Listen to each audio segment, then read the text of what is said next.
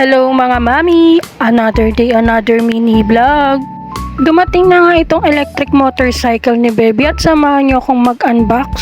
Nagulat nga ako dahil hindi ko naman ina-expect na ngayon pala siya darating. 1:12 PM ko nga siya in-order kahapon at dumating siya ngayong umaga ng 8:55. Kakagising nga lang din namin ni Baby ng mga oras na yun. Buti na nga lang at ngayon siya dumating dahil saktong RD ko ngayon. Tinulungan na nga rin ako ni Papa Prince mag-assemble dahil wala naman itong kasamang manual. Buti na nga lang at mabilis lang din siyang buuin kahit walang manual. Ang cute nga din dito ni Baby dahil tahimik lang siyang nanonood. Tumingin-tingin na nga rin kami ng ganito sa mall kasi hindi namin carry yung price. Buti na nga lang at mayroon akong nakitang mura dito sa TikTok. 1,199 nga yung regular price niya. Pero nakuha ko lang siya ng 959 dahil meron akong discount coupon. Plus meron pa akong free shipping.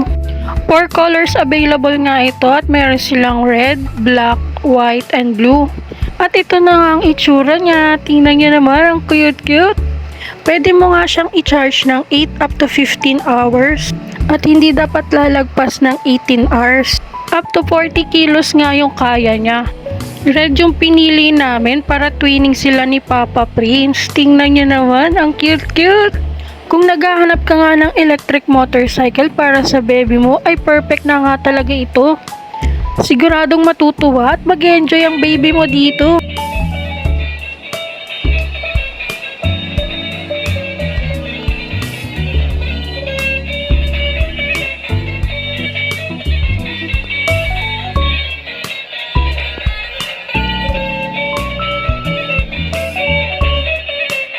Hanggang dito na nga lang mga mami at salamat sa panonood.